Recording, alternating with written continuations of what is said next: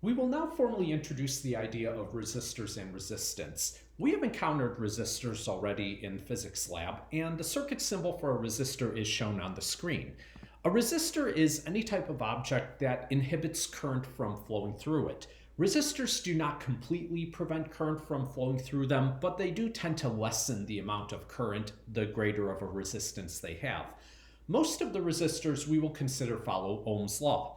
Ohm's law states that there is a linear relationship between the voltage drop across a resistor and the amount of current flowing through that resistor, and that's described by V equals IR. Here, V is the voltage drop across the resistor, I is the current flowing through the resistor, and R is this constant of proportionality between those two terms that we call the resistance. Resistance is a quantity that is measured in ohms, designated with a capital Greek letter omega, and the resistance of most resistors will not change if you pull a resistor out of a circuit and flip it around and plug it back in.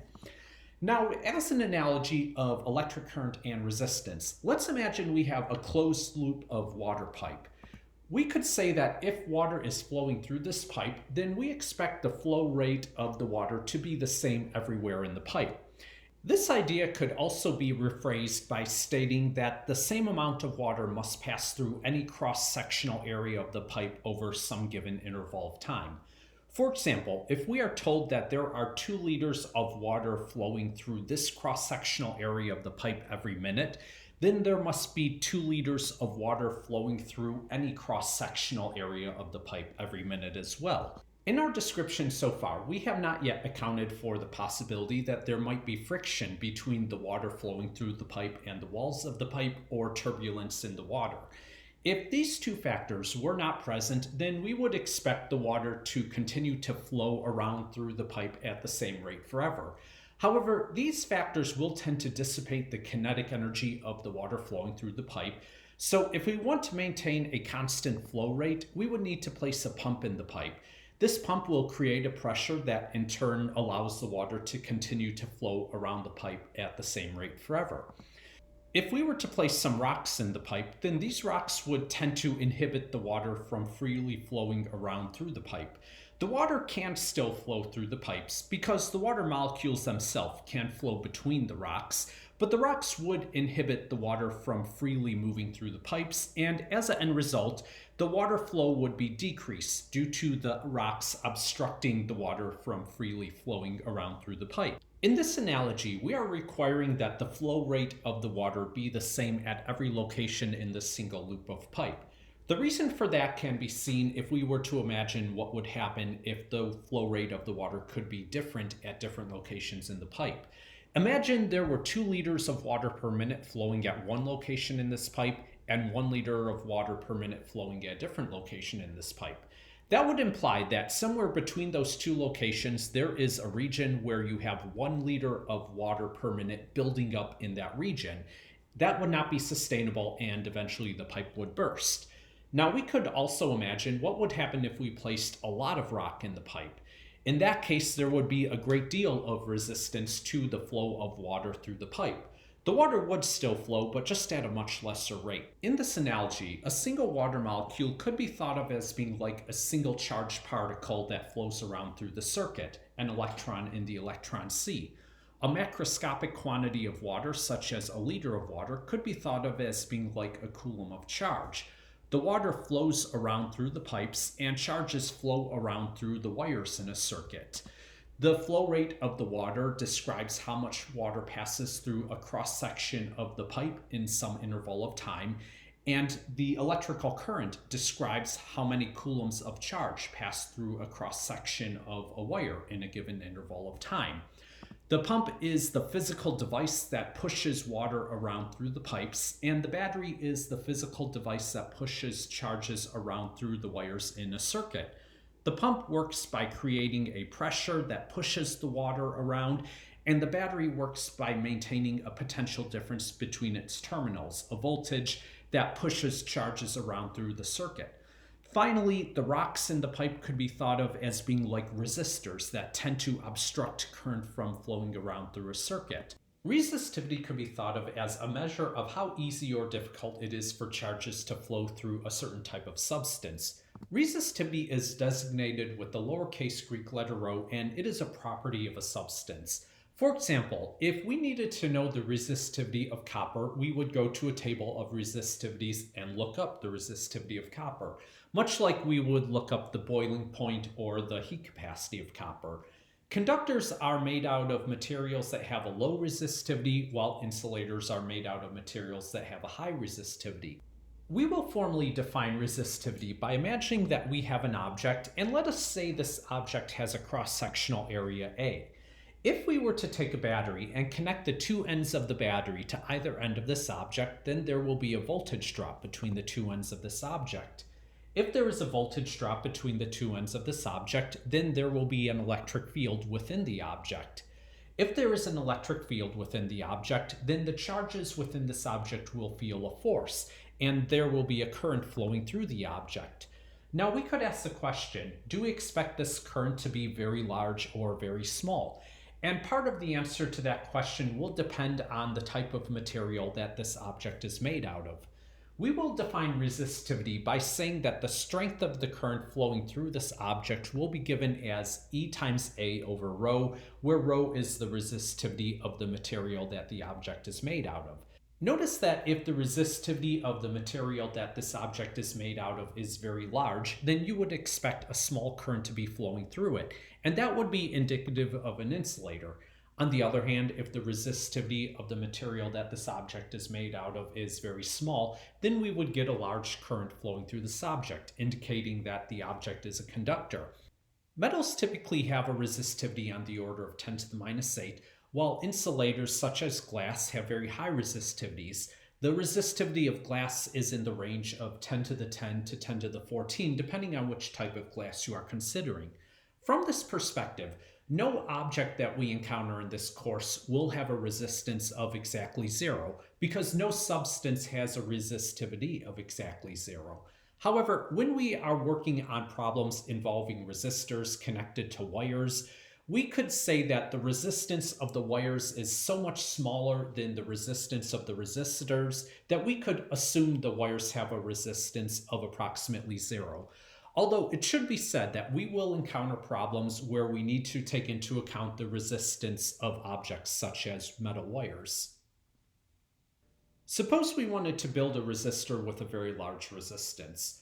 What would be the important specifications of that resistor that we would build? If you think back to a discussion from the previous video, one important quality would be the dimensions of our resistor.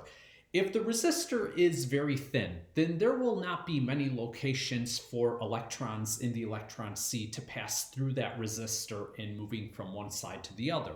So that would be like saying the resistor has a very small cross-sectional area. Also, the length of the resistor will be important. I could justify that by saying I could have a resistor with this much resistive material inhibiting charges from moving through it, or I could have a resistor with this much resistive material inhibiting charges from moving through it. Another important factor that affects the resistance of a resistor is the material that the resistor is made out of. If our resistor is made out of a material with a very high resistivity, then the resistance of our resistor will be very large. The resistance of a physical resistor is given by the equation R equals rho L over A. Here, rho is the resistivity of the material that the resistor is made out of, L is the length of the resistor, and A is the resistor's cross-sectional area. We could see from this equation that by having a large rho, a large L, or a small a, these will tend to increase the resistance of our resistor. We discussed previously that another factor that affects the ability of charges to flow through material is the temperature of the material. So another way we could make resistance large is to increase the temperature of our resistor. In many examples that we encounter, changes in temperature will not be important. However, we also will see scenarios where changes in temperature have a significant effect on the resistance of an object. We will account for those changes in temperature by promoting the resistivity of the material that the object is made out of to being a function of temperature. It is true that as an object heats up, the length and the cross-sectional area of that object will increase due to thermal expansion. However, these factors will be secondary compared to the increase in resistivity of the material that the object is made out of. This increase in resistivity is due to the fact that as an object heats up, the atoms that make up the object will vibrate more due to random thermal motion. Electrons that are moving through the object will then be more likely to scatter off those atoms, as the atoms now have an effectively larger size due to their random thermal motion. When resistivity is a function of temperature, we will write resistivity as being equal to rho naught times 1 plus alpha times T minus T naught. In this equation, rho naught is the resistivity of the material that your resistor is made out of at some reference temperature T naught. It is common for T naught to be chosen to be room temperature or 293 Kelvin. Rho naught would be a value that you look up in a table of resistivities at some given reference temperature. Rho is the resistivity of the material that your resistor is made out of at a new temperature T. Also, there's this term alpha. Pause the video and think about what the role of alpha might be in this equation. Alpha is known as the temperature coefficient of resistivity. You could think of alpha as a measure of how sensitive a material will be to changes in temperature. As an example of this, imagine you have a material where alpha is very small. We'll say alpha is approximately 0. In that case, if that material is exposed to a very significant change in temperature, the resistivity will barely change at all because you are multiplying this term T minus T naught by a number that is approximately 0. On the other hand, if alpha is relatively large, then even a slight change in temperature will have a significant effect on the value of the resistivity of that material.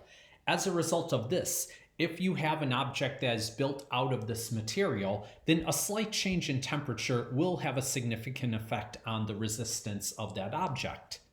We are told that we have a 5-volt battery that's connected to a 5-meter long wire, and that wire has a total resistance of 2 ohms. Objects in the real world will possess a non-zero amount of resistance. Conductors often have a very low resistance, but it is never going to be 0. However, for the purpose of calculating the current that is flowing through this wire, we could imagine that this wire is perfectly conducting with a total resistance of 0, and there is going to be a 2 ohm resistor connected to either end of this battery. Another way you could think about what we're doing here is you could imagine that we have taken all the resistance along the wire and scrunched it all up here. Now we could find the current flowing through this circuit. We could say V is equal to I times R. There will be a 5-volt drop across this resistor we created. And so we could say 5 is equal to I times 2.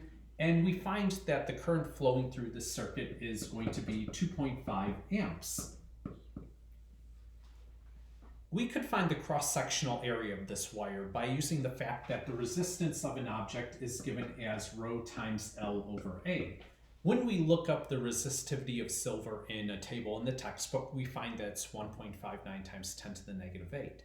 Therefore, I could say if the wire has a total resistance of 2 ohms and silver has a resistivity of 1.59 times 10 to the negative 8, and the wire itself has a length of 5 meters, we could find that the cross-sectional area of this wire is given as 3.98 times 10 to the negative 8 square meters.